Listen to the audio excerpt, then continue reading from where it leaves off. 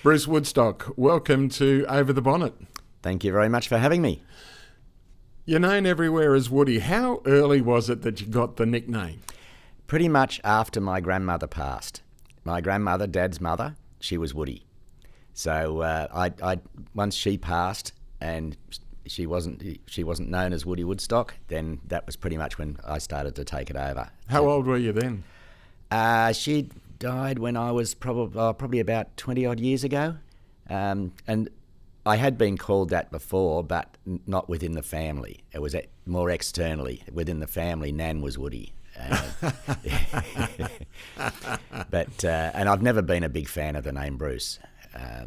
There were some jokes and songs that came about years ago that put a certain connotation on the name Bruce, and so I basically was never a big fan of it. It's pretty plain. It's like Mark. It's pretty plain. Yes, yeah, and it's a fairly old name. You don't hear the name Bruce much anymore. You've got an extensive background as a truck driver or a driver in general. Yep. What got you into that industry in the first place? Fairly long story. I hope you've got plenty of time. Originally, when I was at school, I was going to be a pilot. My father was a pilot, and he'd organised a cadetship with Qantas for me, so I was going to go in and become a Qantas pilot. Unfortunately, when we were over in England at one point, we were going through the British Museum, and they had a book in a cupboard of the Ishihara, which is a colour blindness test. And Dad said, "Oh yeah, there's that Ishihara colour vision test with the numbers in it." And I went, "What numbers?" And he's gone, "Uh-oh." He's gone, "Uh-oh." So it turned out that I was slightly colourblind, which took away any chance of me becoming a Qantas pilot. So I then had to have a rethink, and I was in year 12. And I was really into economics. I was doing level 1 economics at school, and I thought, all right, I'm going to go to university like all the other guys at school we're going to do and become an economist. And fortunately, on the 16th of October in 1968, about 2 weeks before the HSC, I arrived home one night from a fire brigade meeting to find my mother dead. And Dad was away with Qantas. So basically that just blew me away a bit. And did my HSC and flunked out, as you do. As you do, gee whiz. That's... Yeah. So then I was. So that was two plans I'd had that didn't come about. So I'd been involved with the local rural fire brigade, and even at the age of 16, I'd been taught to drive one of the crash box early Second World War blitz buggies, they called them, and crash gearbox and everything. So I really enjoyed driving that thing around the fire trails and that. So I then went out and found myself a job as a truck driver and went from there, and then I progressed across into buses, coaches, back to trucks, made the worst decision of my life, bought my own semi-trailer and ran that for some years, nearly sent me broke.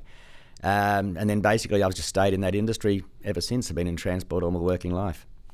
It must be pretty hard to talk about, but early days, losing your mother must have been an absolute tragedy. How did you cope with that? I didn't. Initially, I didn't. I went pretty wild. I was into motorbikes back then, so I ended up running with a pretty rough crowd, what they now call outlaw motorcycle gangs, a fairly group that a lot of people know of called the Finks. I rode with the Finks in Sydney. Now, I was never patched. I was never a member of the Finks, but I used to knock around with them. And back then, they were totally different to what they are now. You know, now they're outlaw motorcycle gangs. Back then, they were more just a rough lot of guys who got into a bit of trouble, but nothing too major. Never saw drugs or anything like that. So that was my early time. I pretty much reacted to what had happened, as people do. Never got into didn't get into nasty stuff or anything like that. But we were pretty wild. Must have been interesting, though, on the streets of Sydney back in those days. 1968, 69, 70, yeah. It was a good time. It was a good time. Tell us about some of the good times that you saw. I was also, as well as being involved in bikes, believe it or not, I was actually into surfing as well. So I did a lot of surfing down around Manly. Before that, it was a really good time because going back a bit to 1964, I actually got to see the Beatles live in Sydney. Wow. I say I saw the Beatles. I didn't hear them. I saw them. The noise was just astronomical. But the 1960s and the early 1970s were a really interesting time in Sydney. There was a lot of stuff going on. back then they had the Bathurst bike races, and I got to ride in a group of 70 bikes from Sydney to Bathurst for the bike races. So 70 Triumphs and Harleys all in a big group, all riding out through to Bathurst to get together. Feel? Oh, it was awesome. You can't beat the sound and the feel of being in a big group of motorbikes. It's fabulous. What sort of bike were you riding at the time? I had a Triumph. I had a 1965 ex-police Triumph Saint, which I bought. Was still in a complete police setup with screen and panniers and all that sort of thing. I took all them off, of course, and to make it a bit more acceptable, can I say?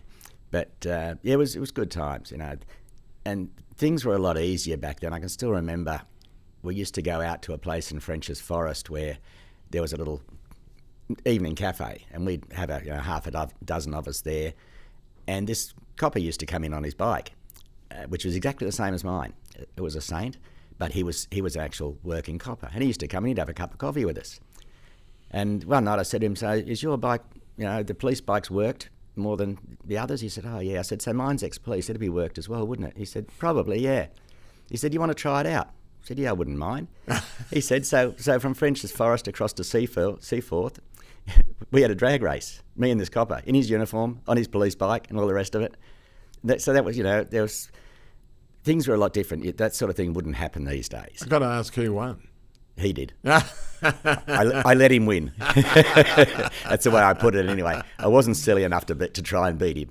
I just sat behind him the whole way. But it's real twisty through there. It must have been a great ride. It was great, yeah. But things were a lot easier back then. There was, you didn't have, things weren't as regimented, if you like, And I know everybody talks about the good old days, and you hear people and you go, yeah, righto. But to me, having lived through that, I'm really glad that I was born when I was, that I got to experience the 60s and the 70s in particular. And Sydney must have been a really thriving place back in those days. Yes, it was, yeah. Did you get up the cross much? Yeah, on a regular basis. Yes, we'd park our bikes up the cross, and on the side of the road there'd be 20 or 30 bikes all angled in on the side of the road. The old 21st Division, who was they were the real heavy coppers. They're the ones you didn't mess around with. But one particular night, I had a girl that I was going out with at the time, and we were riding through the cross, and I was speeding as usual probably. Next thing I know, there's a 21st Division car behind me, puts its lights on, so I thought, the heck with this, so I've just bolted down an alleyway, and they couldn't follow me. So when we got down the end of the alleyway, I said to the girl who was on the back with me, "Take off your jumper, stick it in the saddlebag." I took off my jacket. None of us wore helmets in those days. And I said, "I don't think they got my number, so let's just change our appearance a bit." And we wandered back up and parked the bike and sort of sat on the footpath, and the 21st Division went past 2 or 3 times, and it never picked us up. It was interesting times. The Beatles. Yeah. It must have been an amazing experience, just the feeling. Yeah, well, I was only 13, so I was really lucky. Dad was involved in sailing, and the club that we sailed with, there was a family there, had a young girl who was the same age as me. We weren't boyfriend, girlfriend or anything, but we were friends, and she had her own boat, and I used to crew for her as well as crewing for my dad.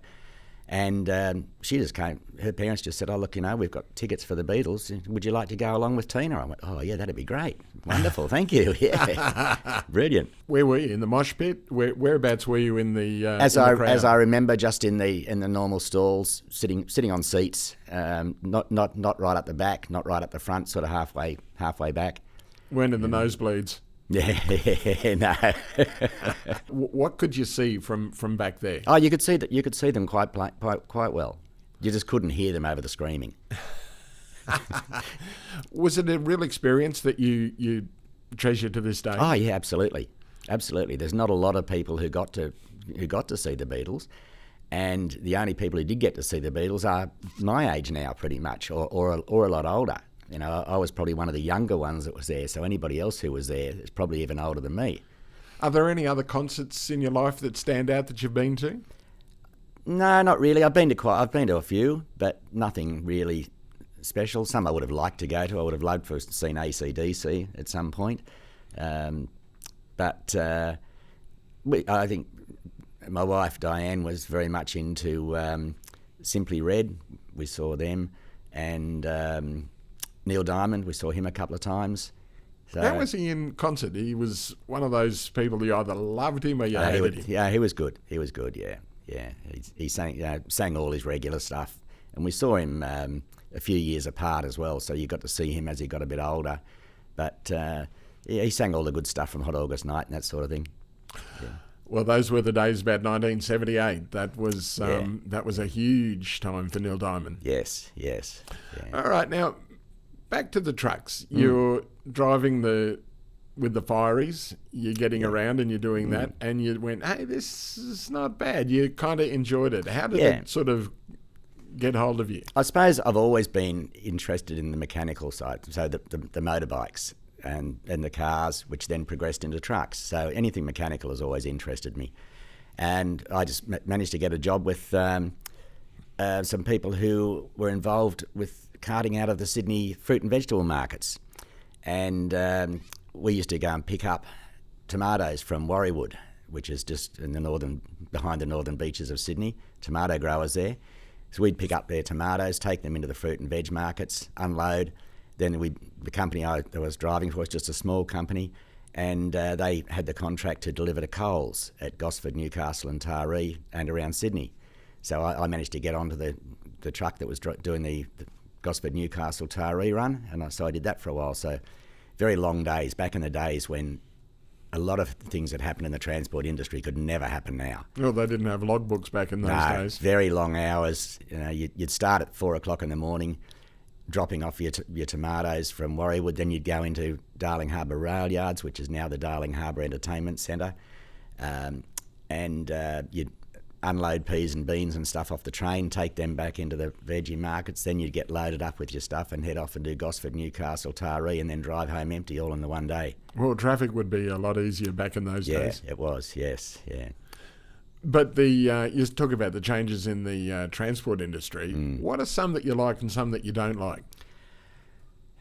I think there's not really that much that I don't like. Everything that I used to do back then has basically been sorted.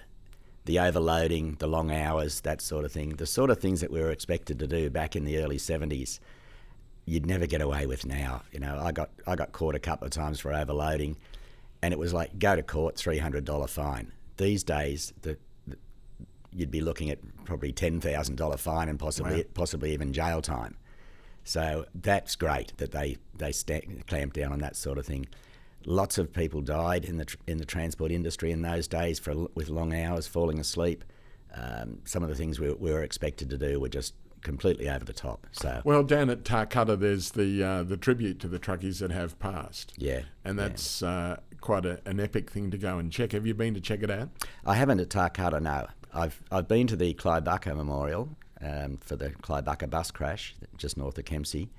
That's still to this day Australia's worst road crash. 35 people killed and 80 injured. 22nd of December 1989 at 2:40 in the morning. Must have really affected you. It did, because I was working for Greyhound at the time.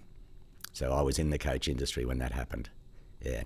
And that was one of the coach drivers fell asleep and went head on with another coach. Really, really bad time. Really bad time. How did that change you at the time? Obviously, you're involved in the bus industry at the time. How did it change what you were doing? Made me more conscious of the fact that we're all human and we have our limitations. We can't do as much as we think we can. And basically, you've got to weigh up the importance of doing what you're asked to do compared to what's safe for you to do, if I can word it that way. Is there too much pressure still on drivers to push the boundaries? I really can't say officially. I don't know, because I'm not in that industry anymore. I do believe it has been sorted out a lot. There were some fly-by-night companies that, particularly the overnighters, who expected an awful lot of their drivers. They basically loaded up in Sydney and said, "You have to be in Brisbane by this time," and there were a lot of drivers, people who had their own trucks, worked subcontract, end up going broke or having to do trip after trip after trip with very little sleep just to try and make their payments for their trucks.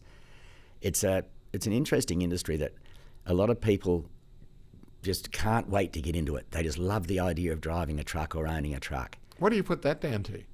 I don't know. It's just something to do with us as human beings, I suppose, our attraction to motor vehicles. Romance of being on the road? Yeah. Because all I hate it. Yeah, yeah. Yes, and there's no way I'd go back into it again, into that sort of thing. Would not interest me in the slightest. You bought your own truck. What sort of experience was that? It was an interesting experience financially. Basically, when I ended up selling it and still owing $6,000 for motor repairs that I had to then pay off afterwards. So I didn't make a fortune out of it by any stretch of the imagination. Tough way to make a living. Yeah, it was fun. And some of the things, you used to do a lot of your own mechanical work, which I believe you can't do now. Anything on a commercial vehicle has to be done by a licensed mechanic or electrician now. You can't just do your own stuff on the side of the road like we used to. But it was enjoyable, but financially it was pretty much a disaster. A tough way to make a living for Definitely. a lot of truckies. Definitely. Do you look at the trucking industry these days and go, wow, they really have it, especially the independent operators. They have it tough. Once again, I can't really say for now because I've been out of trucks for quite a long time now. But you must look at it and go, wow, the price of fuel, the registrations, the regulations. Yeah, at one point I got into administration with a bus and coach company down in Sydney, and I eventually gave that away because I just couldn't stand the paperwork involved with Department of Transport New South Wales and that sort of thing. The hoops you had to jump through. So I imagine it would be exactly the same or very similar with trucks as it was with buses and coaches. A lot of hoops to jump through, a lot of regulations to comply with, and they got the transport people got very antsy with logbook entries and things like that. Like you'd hear of people saying, they gave me a fine for an incorrect logbook entry because I spelt a town name wrong. Really? Oh yeah, and stuff like that. It's not an industry that I would be interested in anymore. I can understand that. Now you moved into buses. What pushed you into the people transport industry? I don't know. It's funny. Dad always used to say we ended up doing the same thing. we were both carting people around, but he was doing it up in the air and I was doing it down on the ground. So, but I don't know. It's just one day I saw an ad I thought, oh yeah, give that a shot, and went in to started off doing just normal service bus runs and I thought, yeah, okay, get into the coaches. And because I had a bit of long distance experience, I worked my way up into the coaches, and that continued on for a very long time. What was the highlight was it the people that you met? Just your general average Joe public. Nobody really stands out in particular. A lot of overseas tourists. And that, once I got involved in the tour work, and particularly with Greyhound doing the express work, you carried a lot of backpackers. So you got to talk to people from different parts of the world. And because I did a fair bit of overseas travelling in my young days, because with Dad being with Qantas, we did a lot of overseas stuff. So I got to talk to people and sometimes met people from the same area of England that we'd lived in when we were over there for a year and a half, things like that. Some of the accents were interesting. I still remember to this day one of the funniest things. I'm doing an express run up north for Greyhound, and I had this American fella sitting behind me. He said, "Hey driver, can you tell me when we're going to get to Balladala?" And I've gone, "Sorry, what?" He said, "When?" Bulladella. He said, "When do we get to Balladala?" And it took me a while. I went, "Oh, hang on, do you mean Bulladila?" So that was quite interesting. But I remember doing a run down the south coast of New South Wales with Greyhound down to Sydney to Melbourne via the coast, and somebody came up and said, "There's a bit of a strange smell in the back coming up from the back of the coach, driver." So I've pulled up, jumped out of the seat and walked back, and thought, yeah, there certainly is. Somebody's in the toilet smoking grass. So tap on the door, excuse me. It's one way to make the time pass, I suppose. Yeah. The early days with your dad flying around as a pilot, getting flown around, I should say, as a pilot, You must have seen a lot of countries. What are the highlights? The number one highlight for me is Egypt. Got to go to Egypt when I was, I can't remember exactly what age, but I was fairly young.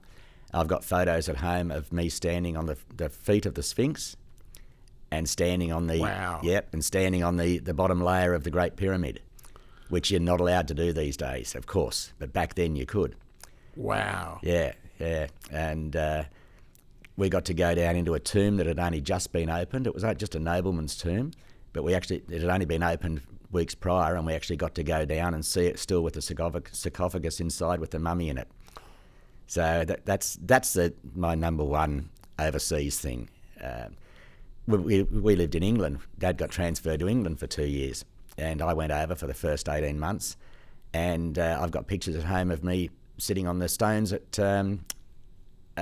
Stonehenge, which of course these days is all fenced off. So I got to see and do a lot of places and things that people these days can't get as close to. But Egypt is my number one. The childhood memories, and do you think you were old enough to appreciate it at the time? Oh, well, the memories are still with me now. I'd probably have deeper memories if I'd been older, but I still do remember it, and of course got the photos. Dad, after Dad passed, I got a lot of his sold slides, so I've digitised them and got them on. So they're not real great quality, but they're all the old photos. But I got to fly to England in a Super Constellation, which was 3.5 days to fly from Australia to England with my mum, and that's the old 4-engine propeller with the 3 tails. Beautiful Queen of the Sky, magnificent plane. I've got to go to Hong Kong, Egypt. We did a tour of Europe while we were living in England, all of which I was between 10 and 14, thereabouts. So still old enough to appreciate it. Oh, absolutely. At that stage, you can really sort of take in the experience and enjoy it. And obviously, as I say, it's something that you can still remember today. Yeah. It's just interesting that your dad said that you'll both end up carting people around. Yeah. What was your relationship like with your dad? Because he was obviously, you were very close to him. Yeah, no, we had a great relationship. When I was really young, we used to be always going fishing. We'd have holidays up to Foster Tongue Curry and hire the little putt-putt boats that you used to have to start up with a leather strap around a solid flywheel, puttering around, and of course the overseas trips as well. We did a lot of stuff together, particularly when we went to England, touring around England and the continent and that sort of thing. When you couldn't become a pilot, were you disappointed that you couldn't follow in his footsteps? Yeah, a little bit.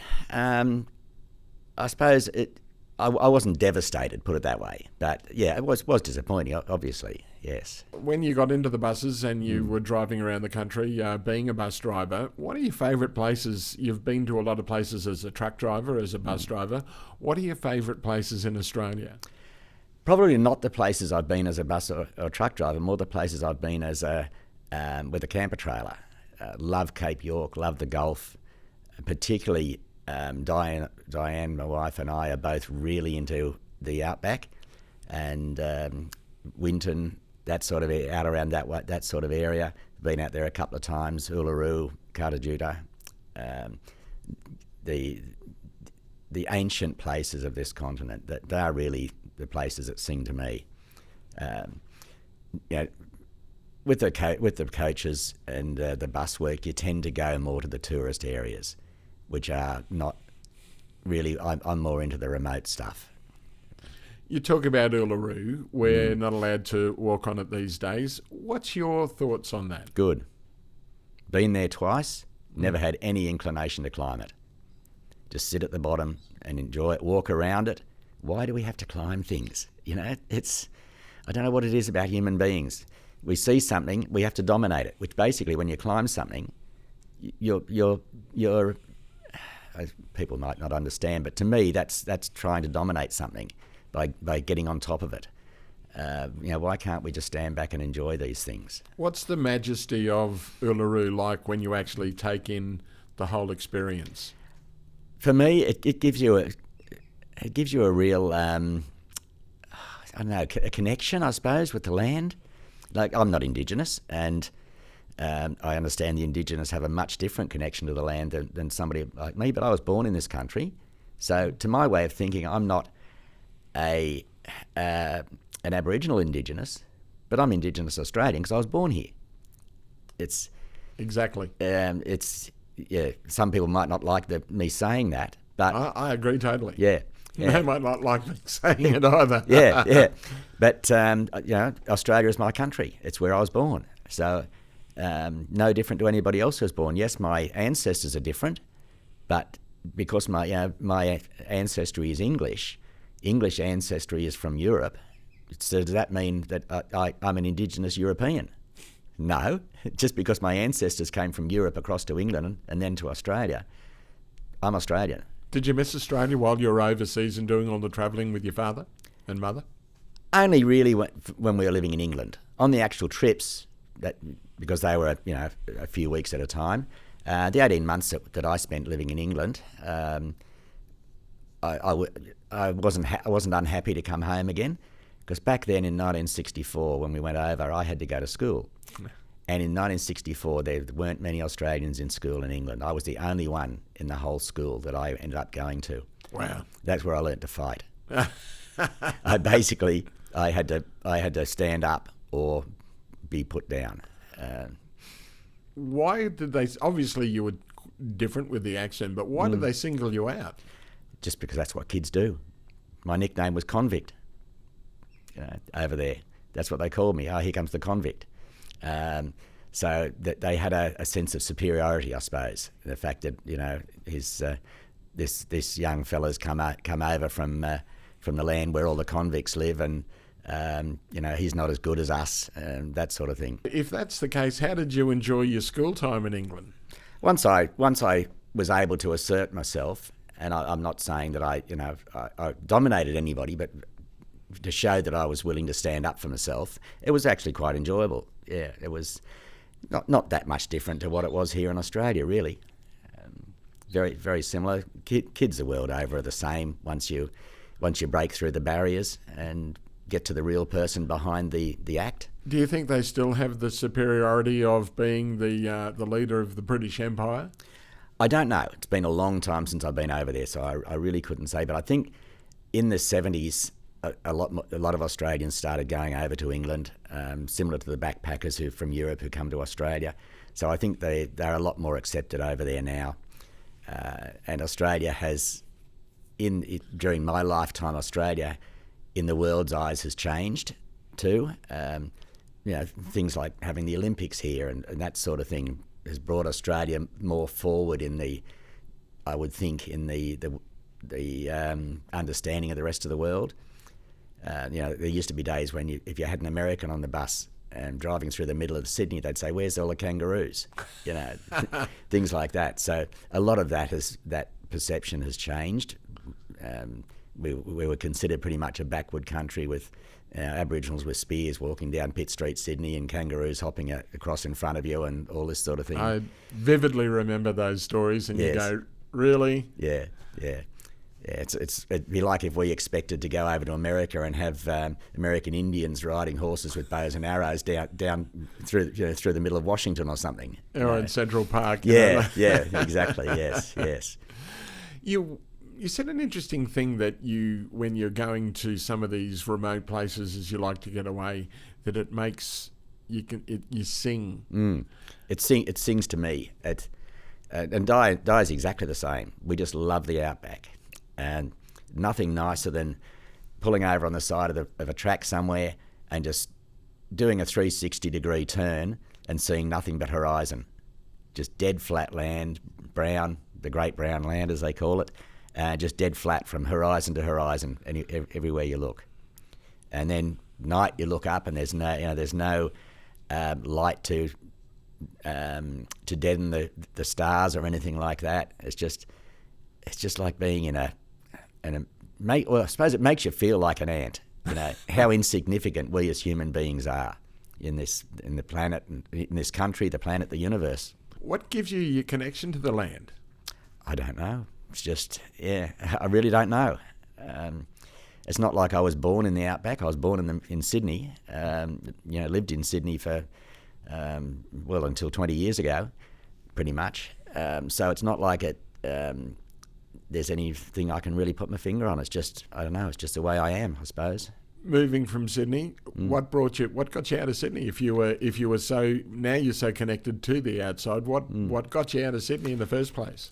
We had moved when Di and I got married. We built a house in a place called Gosford, which is just a little bit north of Sydney, and we lived there for quite a few years. And I'd always planned to retire to Queensland. That had always been my intention. I was born on Queensland Day, 6th of June, so I was destined to be up here.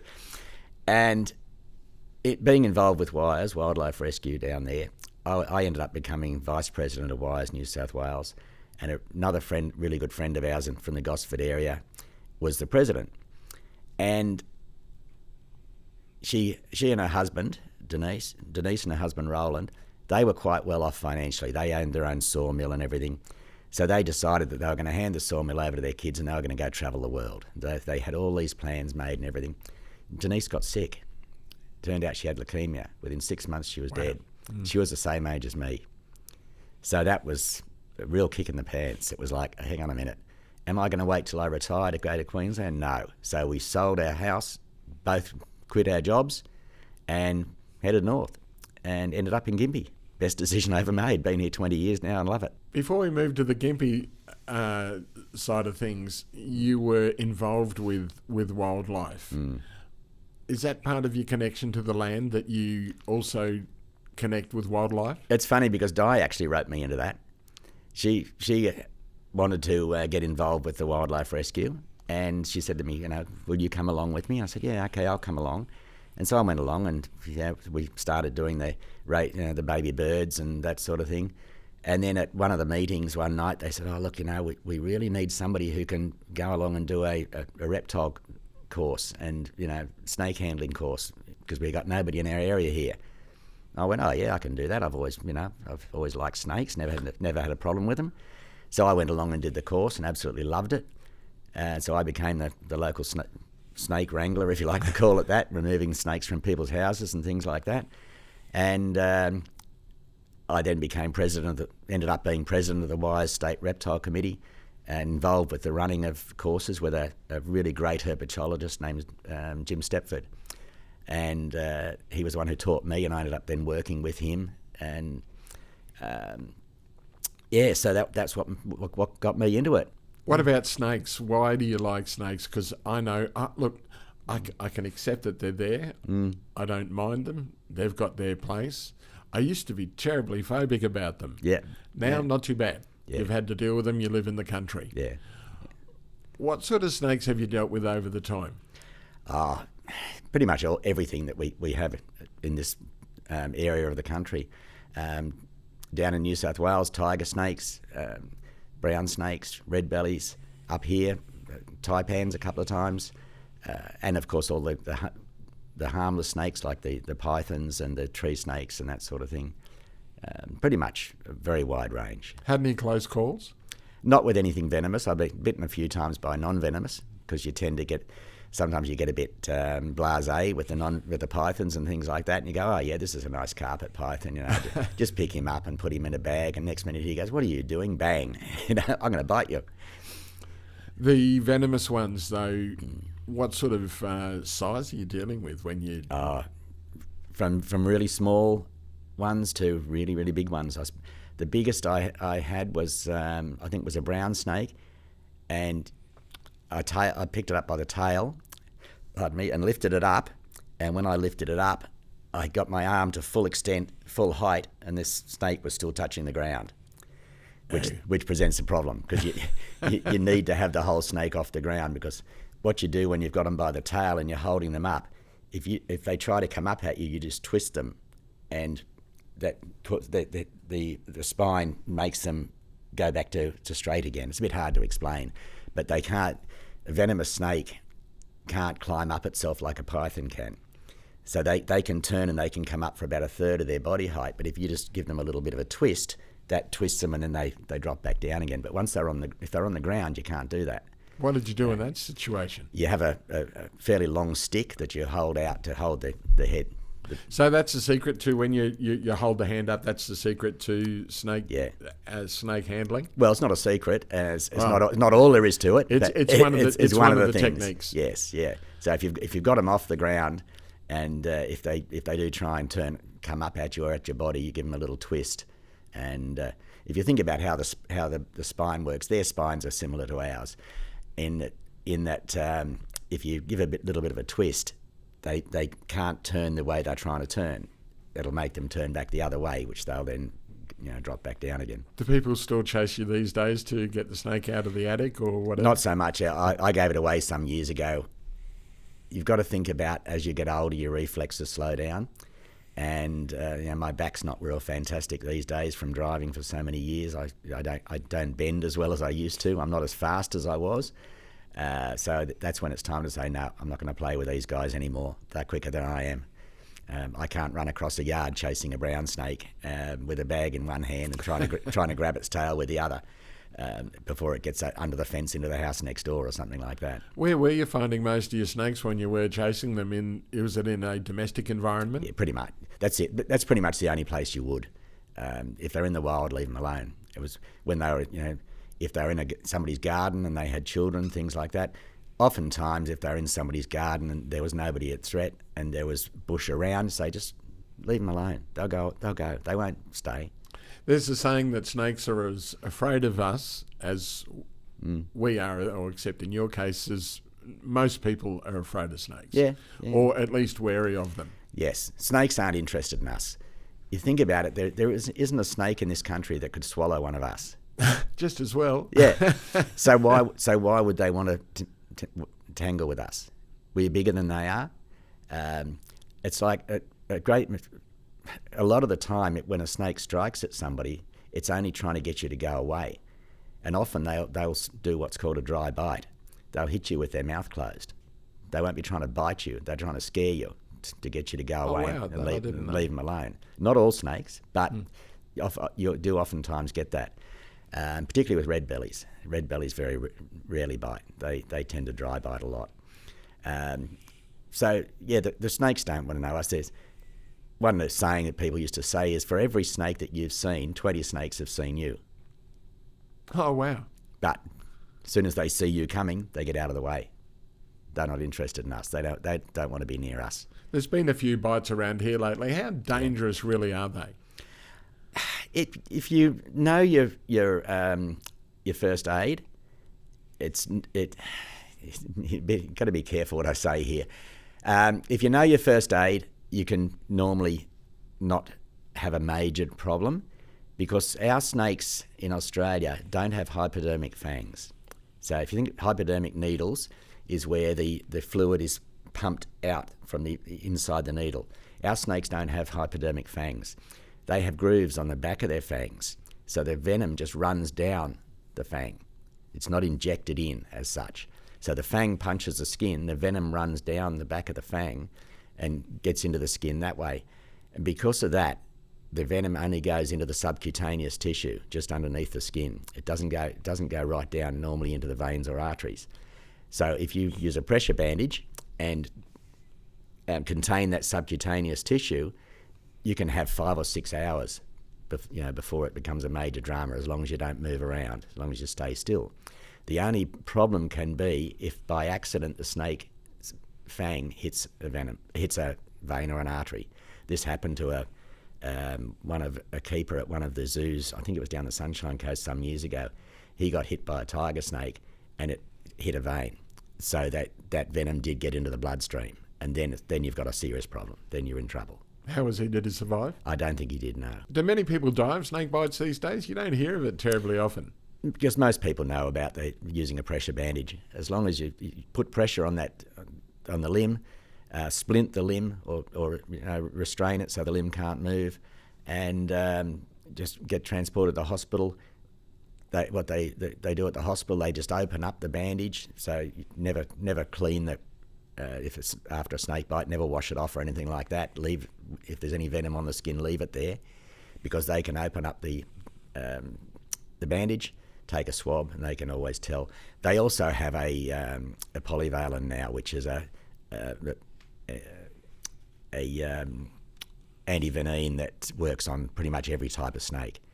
They'll only put use antivenin on a patient if the patient is showing signs that they need it, because a lot of people have an allergic reaction because the antivenin is created in horses, and so people can actually be allergic to the horse part of the antivenin.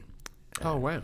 I don't know too much about the science of it, but they must put a certain amount of venom into a horse or something, and the horse creates antibodies to that venom, and then that's how they create the antivenin. I'm not a scientist or a doctor or anything like that, so my information may not be totally accurate, but pretty much that's what I was taught anyway. There's also the saying that baby snakes are more dangerous than the adults if they bite you, because they'll let all of their venom in. Pretty much, yeah. People think that, they're only small, they won't have as much venom. Their venom is just as potent. In some cases, it can be more potent because there's less of it, so the toxicity can be higher, and they can certainly be just as dangerous as a big one. And there's another snake myth is that, okay, you see a baby, mum's not far away. Is that generally the case? No.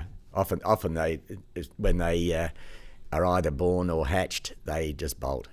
They get away from mum as quick as they can, so mum doesn't eat them. Yeah.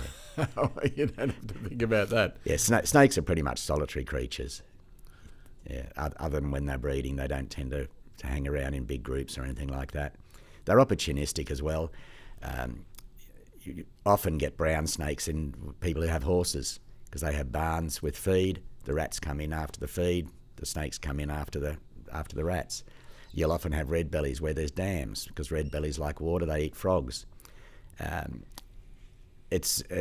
always say to people, if they've got red bellies around a dam or something, I say, leave them there.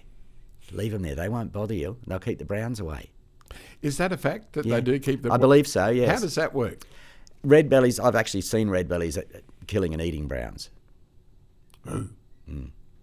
Okay, well, that does confirm the myth. Yeah. Because I have heard that. Particularly the babies. Yeah, the red bellies will go after, they do like baby snakes, and so they'll take the baby browns. The move to Gympie. Why Gympie? What, you've obviously travelled around. What was the thing that brought you to town? An accident. It was purely by accident. We just made the decision that we were going to go, and because of our interest in wildlife, we decided we wanted land. So I just started looking on the net and magazines, and I found an ad somebody had put up for a property, happened to be in Gympie, and had a look at it and thought, that sounds all right. So I had a few days off coming up, and so Di was working. I said, okay, so I'll drive up to Gympie, or up to Brisbane. Her father lived at Ipswich at the time. I said, I'll drive up on the Thursday, Friday. You fly up on the Friday night. I'll pick you up from the airport. We'll go up and have a look at this place on the weekend. And then I stuck her back on the plane on the Sunday night to get back for work, and I drove back afterwards. And we came up and had a look at the place and fell in love with it. Just happened to be in Gympie. It was an area that we were interested in, because probably I should have said it before, but probably one of my favourite places in this country is Fraser Island. Absolutely love it. And so we wanted to be somewhere near the Fraser, Sunshine Coast, that sort of area. Couldn't afford the Sunshine Coast, and we managed to find 40 acres here in Gympie, and with a livable house. So that was it. And the rest, as they say, is history. Yeah, absolutely. You talk about Fraser Island. What's the attraction there? It's just the most beautiful place. It is stunning. We came up in the early days after Di and I got married. We came up, and before I'd never had a four-wheel drive, so we drove up to Hervey Bay, hired a four-wheel drive. Di's mum came with us actually, and we went and camped on the island for a week and just absolutely loved it. Fell in love with the place. It's just the rainforest and the sand and the lakes and everything. It's a really special place. Hopefully, though, I was going to say hopefully my ashes will get scattered there, but I think that's illegal, so I probably won't say that. You'd like that? Oh yeah, I'd be quite happy with that. Either that or out in the bush somewhere. It was ideal. It was close enough to Fraser for us to get over there on weekends and things like that. Rainbow Beach, which is beautiful. Only 45 minutes from the Sunshine Coast, a couple of hours from Brisbane. Not that I would want to go to Brisbane, but anyway. Nothing against Brisbane in particular, just cities. I'm over cities. Staying on the Fraser idea, but you started doing tours over there. Yes. And what did you have to learn about Fraser before you got over there and actually started teaching other people? Oh, a lot. You're given a manual which has all the history of the island, all the fauna and flora. You've got to be able to identify the trees and the plants, and talk about the history of the island. And it's funny how that happened, because Di had opened up a shop in the main street of Gympie, or he'd taken over a shop. Sorry, we didn't actually open it. We'd taken over a shop in the main street of Gympie. And I was in there one day, and I was driving for the local bus company up here, just doing tour work for them. And I was in the shop and just chatting to some customers and that. And somebody said, "Oh, so what have you been doing?" I said, "Oh, I've been, there's no tours at the moment. I was doing bloody school runs, driving me insane." She said, "Oh, what would you really like to do?" I said, "Oh, I'd really love to go and drive the buses on Fraser, actually." So she reaches into her handbag and pulls out a business card for the operations manager for Kingfisher. Says, "Here, ring him." So I rang him up and told him what I'd done, and bang, that was it. I managed to get a job. But I went along as passenger behind one of the other drivers for a lot of tours, listening to them, studying all the stuff in the books and that sort of thing. And then I started doing the tours with somebody else sitting behind me. I ended up doing it for nearly 6 years.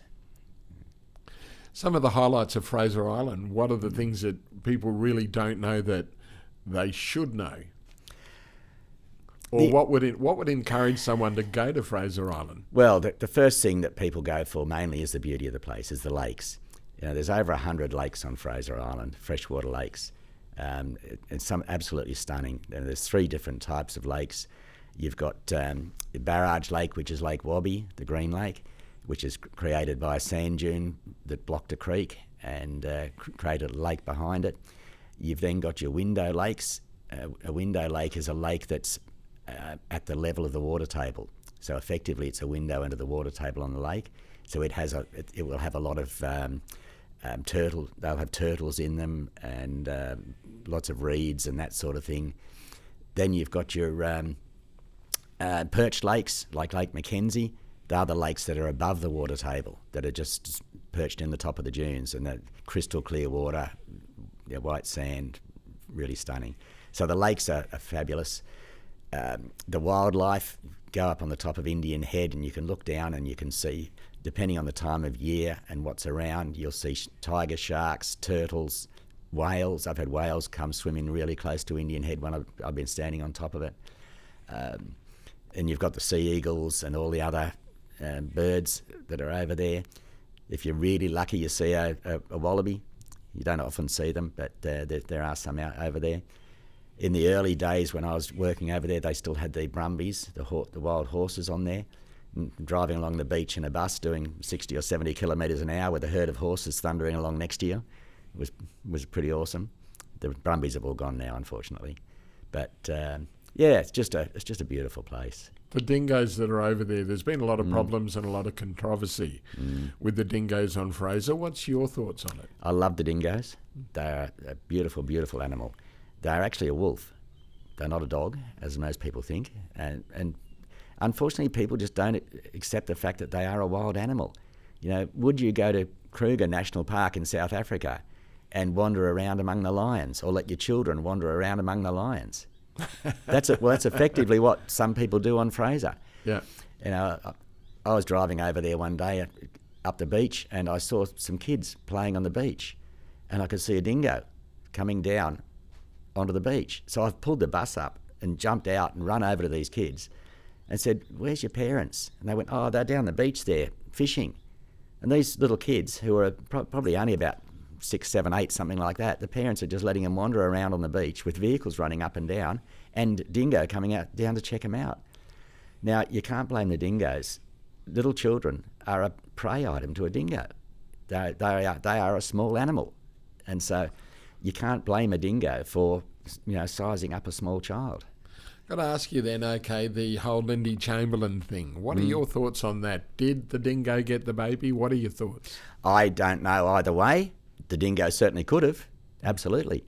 At the time when it happened, I wasn't real sure. But once they found the wrap or shawl or whatever it was. Matinee jacket. Yeah, matinee jacket, was it? Yeah. Then I thought, yeah, okay. I always figured that dingo could have done. But back at the time when that happened, that was before I knew much about dingoes. That was before my Fraser Island time or anything like that. So, yes, certainly, definitely could have happened. Absolutely. You did 6 years on Fraser. It's one of the most beautiful parts of our area. What's your favourite part on Fraser? Probably Sandy Cape, right up the very top. You can't get there on a bus tour or anything like that. You can only get up there if you've got your own vehicle. You've got to really pick your tides as well, because there's one part at Nagala Rocks that you can only get through behind Nagala Rocks. You can't get around in front of them, so you've got to use a bypass track. But certain parts of the beach are basically inaccessible on high tide, so you've really got to pick your times. And that's where some people come unstuck on Fraser. They just don't appreciate the dangers of the beach. Why not? It's Mother Nature. They should know that it is pretty dangerous. Yeah, but you get somebody who's come from a city who hasn't done a lot of beach type stuff.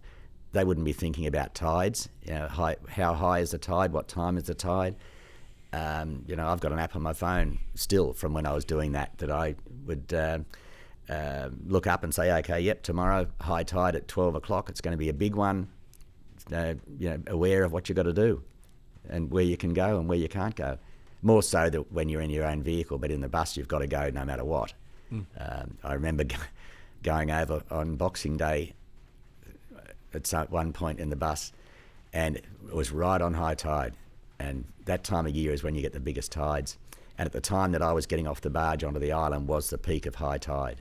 It was a really big one, a king tide. And the tide was so high the barge couldn't actually land on the beach on Fraser. They had to go around the bottom of the island to where there's an old sand mining ramp and drop me off there. I then drove the bus up the mining road, the old sand mining road, and ready to come out on the beach. And I've stopped the bus at the top of the ramp, the beach, got out of the bus, walked down to have a look, walked back and said, we've got a problem, folks. There's no beach. We've got a choice. We're either going to have to sit here for probably 2 hours, or we'll call it off and I'll take you back and we'll give you a refund, or you can rebook. So we turned around and we went back, and we had to abandon that tour that day just purely because there was no beach to drive on. I could potentially have had it driven out there and sunk the bus and been in all sorts of trouble. So this is where what can happen if people aren't aware and don't think about the fact that it is a fairly wild environment. And when you're driving on a beach, there's not a lot of safety margins going on. Well, down on Rainbow Beach, a lot of four-wheel drives have become insurance claims. Yes. Particularly, Mudlow Rocks is famous for it. That's why one of Rainbow Beach's nicknames is the beach that eats cars. Do people take too many unnecessary risks when they're driving? Oh yeah, definitely on the beach. Not trying to pick on young people, but particularly young people, because I did stupid things when I was young. I freely admit it. And it's exciting when you first get out and start driving on sand. It's something different. You don't have lane lines, gutters, traffic lights, etc. But people just have to remember that when you are driving on a beach that you're allowed to drive on, it is a public road. It's got speed limits. It's subject to all normal road rules. You have to use your indicators, also, everything. But people do get a bit carried away sometimes with it. These days you are involved in driver education. What got you into that in the first place? I was really happy doing the Fraser Island tours, but about 8 years ago I had to have a hip replacement. Basically just wore it out. I played competition sport well up into my 60s, and a lot of walking in soft sand and that sort of thing, and basically the right hip was just worn out. So, and Fraser Explorer tours were really great. They said, once you've had done, you can come back again. There's a fella was working over there at the time who'd had both his hips replaced, and he went back to work over there. But I thought about it at the time and thought, nah, it's probably, I don't really want to wear it out again. I want to get as much life out of it as I can. So I had a year where I pretty much just bummed around doing bits and pieces. I did a bit of work for the local bus company. I did a bit of work for a local company driving their tippers, stuff like that. And then one day there was an ad in the paper for a company here in Gympie called Roadcraft, saying that they were looking for driver trainers. And so I applied. I believe there was a lot of applications. There's only 2 of us got interviews, and we were the 2 that were put on, and been there for the last 7 years now. What are you basically teaching people in these roadcraft courses? Safe driving. We call it low risk driving. And the main thing we have to try and get through to people, particularly young people, is that human beings are not designed to drive motor vehicles. Our bodies and our brains are not designed around moving at 100 kilometres an hour. Our brain and our body is designed to move around a maximum speed of 25 kilometres an hour. So if we're going to be in a big hunk of metal doing 100 kilometres an hour, we have to change our whole concept of what our brain wants us to do. That's what we try to, particularly the young people, so we try and get through to them. Do you? In a lot of cases, yes. Can't be guaranteed, but we do get feedback back from people who've done courses previously with us. And like somebody might have done a course 12 months ago, and then we'll get an email come in and say, your course saved my life.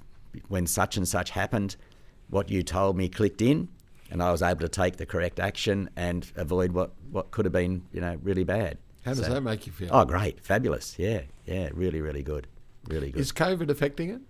It did for a little while. We're back up and running now, though. We have all safety precautions in place and complying with all the regulations and that sort of thing. Everybody gets zapped with a thermometer when they come in of a morning every day. Make sure nobody's got a temperature. If anybody does have a temperature, you're back out the door. One of our instructors got the flu a few weeks ago, and he rang up and said, "Oh, look, I'm a bit snuffly this morning. I think I've got the flu." Okay, straight down, get a COVID test. And once it came back negative, then yep, okay, you can come back to work. But until you get that test, you're not coming in. You've been out and about all over the country. What do you still want to do? Where do you want to go? The only place I haven't been in this country is Western Australia or Tasmania, so I'd still like to get there at some point. Pretty much just keep on doing what I'm doing. We've got a camper trailer and a little caravan, and get away doing doing our little trips and that sort of thing. I've been to a lot of places with the camper trailer, been up the Cape twice, the Gulf, through the centre, Strzelecki track, gone down through Victoria, Great Ocean Road, and up through the Flinders Ranges, all over New South Wales, and Darwin, Kakadu, Litchfield, and all the centre area, Uluru, Cartajuta, that sort of thing. So, yeah, just keep on doing it, basically. Woody, Bruce Woodstock, I appreciate your time, and thanks for joining us over the bonnet. Thank you very much, Mark. It's been a pleasure.